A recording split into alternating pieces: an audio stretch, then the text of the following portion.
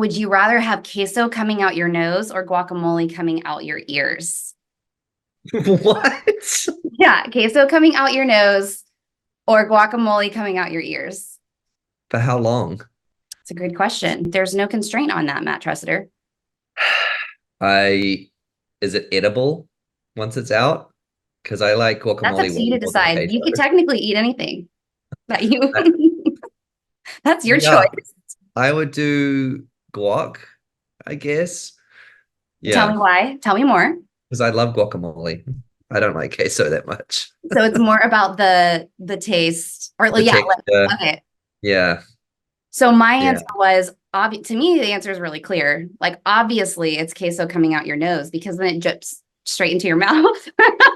So yeah. the guacamole, you would have to like, how would you do that? Would like fall on the floor? You'd have to have like cups. Yeah. I don't know.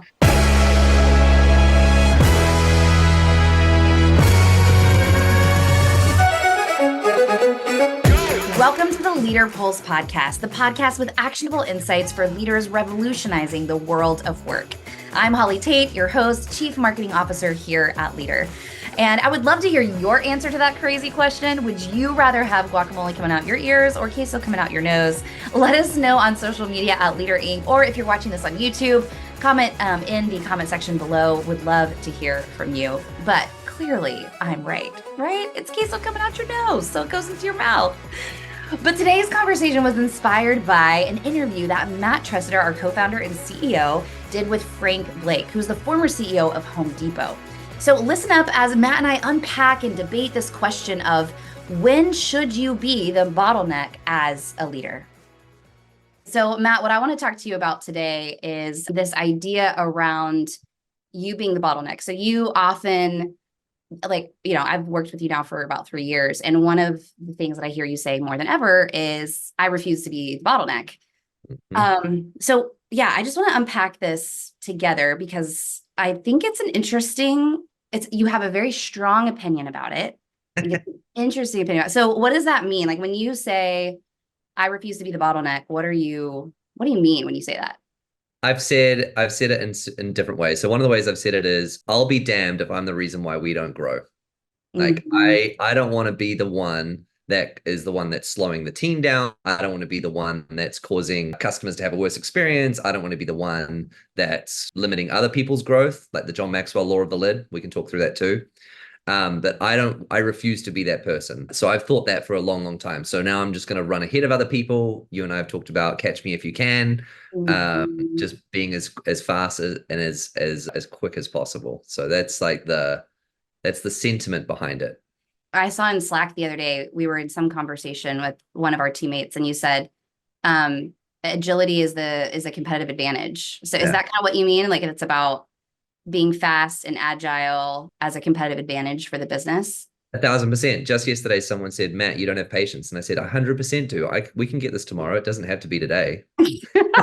Yeah, I guess it's all relative. Yeah. Define patience of I timeline. think I've grown a lot because it used to be like next hour, not this hour. And now it's the next day, which I think is just a lot of growth. Yeah, that is growth. I don't know if a lot is the right adjective for that, but yeah, I can relate to that. I think especially with remote work. So I'm remote. I mean, you're in the office, Yeah. I'm remote and my team is remote. Yeah. And I think in a remote setting, especially when you can't see the person, like I'll Slack and if they haven't responded in like less than a minute, I get antsy, which Yeah. is Yeah. not, Hello. yeah, How are you?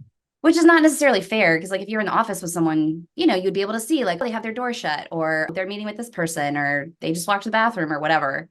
Um, so I yeah, also think it's a big company versus small company thing. And working in a bigger company, I got so bored. This is taking so long. Like, why do we have to go through so many layers of approvals? How come we have to do committees to make decisions?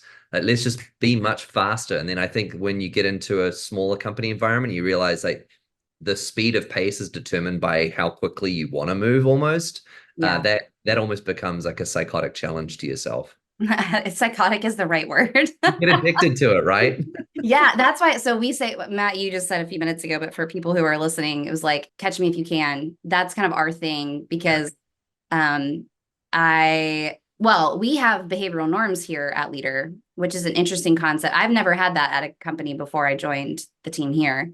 Yeah. So we have 5 cultural values and then we have 6 behavioral norms. And so one of them is move fast and the other one is proactive communication. And so I think between those two things, I'm constantly trying to like think ahead of you, be faster than you. And I think we're also both like hyper competitive for better or for worse. Which is kind of psychotic for sure. The proactive comms one, I know now where a lot of this comes from. So my last boss used to say to me, Matt, if I'm asking you a question, you're already behind because you should have answered the question before I even asked it. And so when you become obsessed with that idea of I'm going to fight micromanagement by being faster than Chris, that was my old boss, then you get on this like agility train, this like agility hamster wheel. Like, how can I go as quickly and as fast as possible? You had a conversation with Frank Blake recently that I watched and loved. Basically, so for those that don't know, Frank is the former CEO of Home Depot, which, oh, by the way, he managed like 500,000 employees. Just like, a small number. Yeah, that I can't even, that's bigger than most towns in America. Like, what? Yeah. That's almost as big as my entire country. Yeah, that's true. Not quite, but close. New Zealand. So in that conversation, when I was listening to it, one of the things that stuck out to me was this concept of the bottleneck. Like well, first of all, let's take a listen. Okay, so I had a motto for the last 2 years that I would share with my leadership team, and it was refuse to be the bottleneck. That was kind of Matt's line, refuse to be the bottleneck. And I had a friend come and tell me, hey, I've got to give you some feedback. Actually, as a CEO, you should choose when to be the bottleneck because your standard of excellence and your bar for what good looks like is so much higher. Sometimes, and I think it's tying to your point, sometimes you should choose to say no as opposed to saying yes to everything. And so now it depends which way the bottleneck is going. Right. If the bottleneck is, hey, look, I can fix this. I don't need your resources. Matt, I don't need your help. I can fix this. Don't be the bottleneck on that. If it is, Matt, I need 25% of your resources to fix my problem, be the bottleneck. So which way you're empowering your people. Okay, so one of the things that you said, and I loved it because you were like, you were so excited to tell him. That was one of the, like, in your face, you're like, yeah, one of my things is I refuse to be the bottleneck. And then he's like, I actually disagree with you. I don't know if he said that exactly, but it was, I can't remember the clip we just listened to, what he said exactly, but it was like, basically like, actually, Matt, you should be, it depends. You should be. So I want to hear, like, first of all, what did that feel like when you were so excited to tell this, like, strong opinion that you've had forever? And then he's like, kind of shot you down a little bit. The depends challenge is a tough one. And it depends what your quality of excellence, like how comfortable you are with the quality of excellence of depending on how quick you're moving. And that is a challenge for me because there is a balance between quantity and quality. And I think I've probably erred too much on the side of just get it done and get it out and focus on speed to delivery, not on excellence. Yeah. And he's saying there are actually certain things that you have to raise the bar of excellence, which means as the leader choosing to be the bottleneck. And so it's almost like 5 years of my life motto has been like, come crashing down. I need to actually choose to be the bottleneck now in the right things, not in everything, but choose to be the bottleneck in the right things. Yeah. How do you know though? Like that's the. No. Yeah. Well, I know you think really highly because you've talked about this book a lot with me. You think really highly of the former Disney CEO, Bob Iger. And then his boss before him too. Yeah. He had a story of walking through the Disneyland parks before the new ones, before they launched them. And he wasn't comfortable with the width of the pavement and the type of flowers in the flower bed. And so they refused to launch the park until they fixed the width of the pavement. And that is insane to me. Mm-hmm. I'm not that type of leader. Are you? I mean, that seems crazy. It feels like micromanagement. I feel like I wouldn't want to be led like that. Like I would hope that especially, I mean, I don't even know how many employees Disney has, but oh my gosh. That he's that close to those details. Yes. It feels upon, hearing that for the first time, it feels like it's way too down. I mean, one of our behavioral norms is be down in the weeds. Yeah. That feels like be down under the soil. Way down in the weeds. Yeah. So here's a good example. I used to get really ticked off when my last boss had veto rights in all my interview loops. Oh, interesting. So refusing to be the bottleneck would be I'm allowed to hire who I want to hire, when I want to hire, and the type of person that I'm looking for, and I can run and bring as many people on as I can. Choosing when to be the bottleneck is my old boss saying, nope, the first 100 hires for our company, I think he went up to 400 hires. I'm going to have veto rights on every single person. And so what you just said is how I felt. I'm like, you don't trust me. You're a micromanager. Like, just let me do my job. And Yeah. he was slowing down the process. And so there's the question. Should he have slowed down the process or not? I was ticked off. I don't think he should have, but he clearly thought there was a problem. And so he did. Yeah. Okay. But now that you're in the CEO seat, looking back at that, because you were what? Were you VP then? Or what? Like, Yeah. were you on the board? I was a director. Yeah. Okay. So look, now that you're in his seat, like, looking back, do you still feel that way? Or do you think it was the right thing to do? It's really easy in hindsight if we've made a bad hire for me to say, if I had been in that interview loop, I would have caught them. You know Yeah. what I mean? But Yep. in the moment, I find myself thinking there's just more important things for me to be doing. I just Yeah. that maybe depending on the seniority of the role, but certainly not someone like joining in more of a junior seat. Yeah. That's good. So I guess it comes back to kind of the question we just asked a few minutes ago is like, it's about choosing the right things to be the bottleneck on. And Yes. then how do you choose? When do you choose? When do you choose to be the bottleneck? So I feel strongly about just about everything. Like, that's just my MO is like, Yeah. if you ask me a question, Watch out. I should have done debate in high school. Let's just say that. Or Yeah. like, what was that called? Like extemporaneous or something where you're just like on your feet debating. So anyway, the question that I have to ask myself is, and I feel like I've grown, especially the last year, I've worked really hard on this, is rather than just reacting and going with whatever my gut feels that strongly about, is trying to go, wait a second, on a scale of like 0 to 100, I'm feeling like a 90 right now about this. Why is that? And is this something that I really care that strongly about?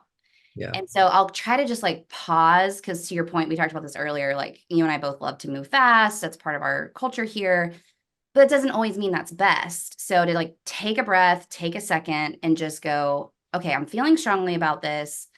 Why? And is this something that I should feel strongly about? So I've been trying to reflect on that lately to try to choose those moments and choose them carefully. I It's think got to be like the yeah, consequences of failure. Like it's got to be if this goes wrong, yeah, how big is the consequences of it going wrong? And if it's a small consequence, we should probably check ourselves and not share our opinion all the time. it's Maybe. yeah. So I'm thinking of my friend Tom Monahan, who you've gotten to meet. He's over email at HubSpot, which yes, Holly Bingo. Here at Leadr, they call HubSpot is Holly Bingo because literally they're like one of my favorite companies in the whole world, and I'm a nerd. So they call me Holly HubSpot. But Tom told me one time, he said, the hardest thing about being a leader is to intentionally watch your team fail. Mm. And I was like, oh, because it's like, no, because that can reflect bad on you, but also it's sad to see people fail. And his point was, as we were in our conversation, I was like asking him more about that. He said, we have to develop our team members, and development is failing, and learning from that, and not necessarily like falling completely on your face. We're not going to let our team do that, but like finding those moments where you don't agree and you know that they're probably not completely right, but to your point, like the risk is low enough that the reward of them learning through it is higher. Yeah. So I guess that's different than us being the bottleneck. Maybe this is a different topic, but that reminded me of what Tom told me about, like, it's hard as a leader to choose when you want your team to kind of fail a little bit to learn, when to let go. Yeah. Here's a spicy question. When was the last time, I'm putting you on the spot. Okay. When was the last time that Matt chose to be the bottleneck and it was like annoying you? It was like, get out of my business. Ooh, okay, let's see. The last time that you were the bottleneck on something and I was like, get out of my business. Okay. Have we talked about Usually, this before? no, I haven't, but so the way that I trying to think of an answer is when I got the most frustrated, because that's Okay, usually yeah. like Yeah. that's kind of my go-to. Yeah. My former coworker, Sarah, at a different company, she used to say, Holly always has this like a little pilot light on all the time. Yeah. It's just a matter of how inflamed it is. The flame's always there. It's just how big is the flame? Okay. Exactly. So when did I fan the flame recently? Yeah, so usually for me, it goes back to like slide design stuff. So you are really like you're great at slide. I always tell you, Matt, like if this whole CEO thing doesn't work out, you could go start a slides consulting company. But to me, I feel like sometimes you care a lot about like a slide, which rightfully so, because you're trying to make Stop, like, so just say it. You're like Matt, walking around it. you annoy me when you get down in the weeds on slides that I don't think is worth the time of hours going back and forth on a slide. Yes, there you go. But we're putting it in front of the company, Holly. We're showing everybody this is our new quarterly theme. It's got to be excellent. So there you go. That's me choosing That's to be actually a great example. and Yeah. you being like, you're an idiot. Like, we've got other things to do. I've got one from yesterday. Yes. I've got one from yesterday. So we've got our company kickoff for the new fiscal year next week. The company kickoff is on the date of my due date for our first little baby girl coming. Oh my And God. everyone has opinions about whether Matt should be there, whether Matt should record videos, whether Matt should hand off his talks to other people. And so round and round and round we've been going. And finally I decided I'm going to record videos that if I'm not there, we'll play them. And if I am there, I'll just do the talk live. Yeah. And so I've planned to do my videos. I was going to sit down. They were going to be fantastic. And then just yesterday, my chairman came to me. He was like, that's a stupid idea. You should never do the video. No one likes videos. Everyone wants to watch it live. Just make Holly do the talk. She's going to be great. And it was so annoying because I've been planning towards this and I had my time slotted and I was ready to do it on Saturday morning. And then Chris came in and was like, no, the bar of excellence has got to be higher. Holly doing non-video is better than you on video. Really frustrating. Yes. So there's a real world example from yesterday. Shout out, Chris, if you're listening to this. Appreciate you being the bottleneck. So good. Yeah, thanks, Chris. Okay, well, this has been good. I feel like, so overall, I feel like something actionable that we can all take away as leaders is the question really is, it's kind of like Shakespeare, to be or not to be the bottleneck, right? So it's not necessarily that it's good. Like maybe it's not black and white. Maybe it's not that you should refuse to be the bottleneck. And maybe it's not that you, on the other side of the pendulum, that you should always be the bottleneck and care about everything, but really being intentional about those few things where either the risk or the level of excellence has to be at a certain level that you as the leader are deciding, hold on a second, this has to be better, or we need to slow this down, or we need to ship this faster, or whatever it might be. Even at risk of annoying your people. If you know it's right to raise the bar of excellence, even at the risk of annoying Holly, because slides have got to be better, hypothetically. Yeah. It's worth doing. Hypothetically. Right? That's awesome. Yeah.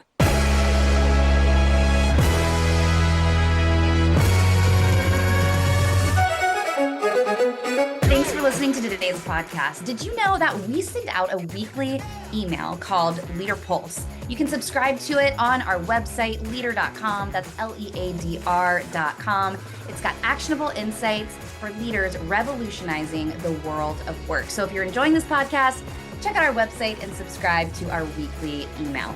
Now, you also might not know that Matt and Chris, our co-founders, they wrote a book called Management is Dead.